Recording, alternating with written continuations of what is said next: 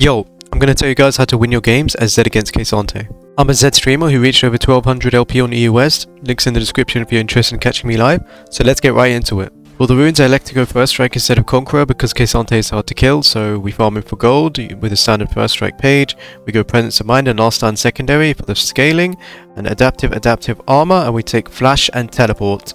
Level 1 against K'Sante, you don't want to push the wave, you just want to chill and farm with your Q. You don't really have damage to threaten him or poke him or anything, so you're just going to want to chill until you get level 3. With that being said, at level 3 you don't really have damage either, so it's usually better to wait until you get to first recall. K'Santes like to use EW to try and CC you from a range, so you're going to want to play on the range of their EW. You don't want that W to hit you. You have to be careful of minions as well, his ally minions, since he can dash longer towards them or further.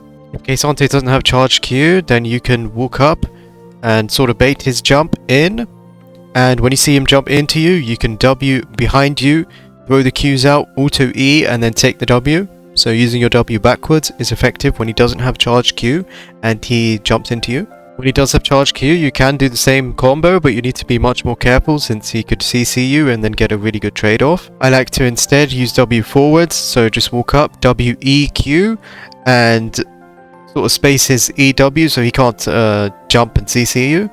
And then once he throws his Q out, his charged Q, you can just jump over it with your W and take an extended trade like that.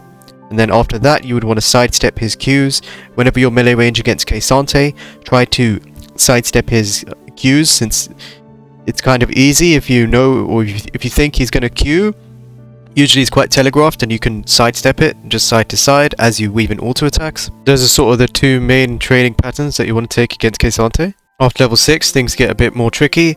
You need to make sure that if he ults you, you always have your W up, or you ulted him first so you have a way to escape. If you took successful trades though and you want to kill the K'Sante, it's usually best to always ult first, so that when you ult him and then he ults you, he might, ult you through terrain or something.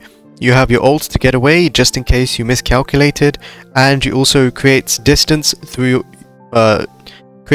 between you and your shadow. Whether or not he throws you through terrain, that's usually going to happen, and that's very, very nice because then it gives you an escape, and then you can use your WEQ to kill him and finish him off. And yeah, the main thing is ulting first. If you don't ult first and you ult afterwards, then your shadows are going to be like on top of each other.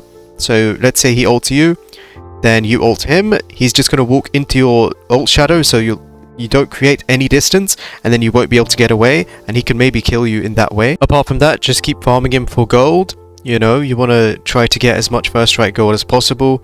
On one item, when you have Hydra and he has Iceborne, it's going to be hard to kill him, so usually you're going to want to avoid the K'Sante if you don't get any trades off.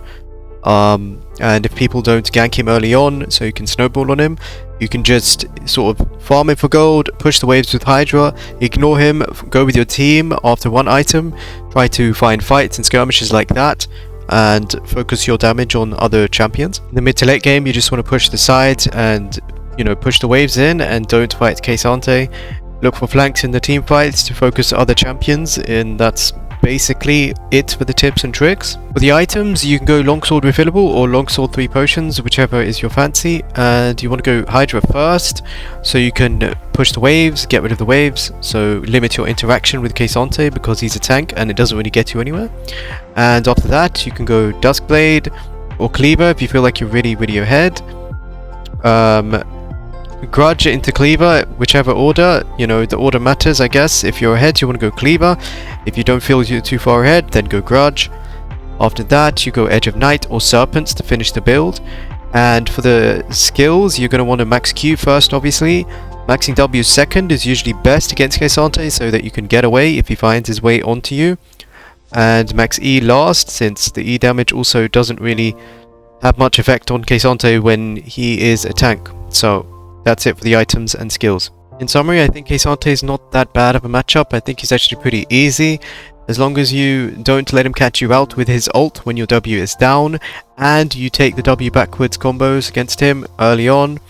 You sort of just limit your interactions with him, and then, farm him for gold, get items, and focus other players. I feel like if you do that correctly, it's not too tough. But that's basically it for this video. I hope it was helpful, and I'll see you in the next one. Peace.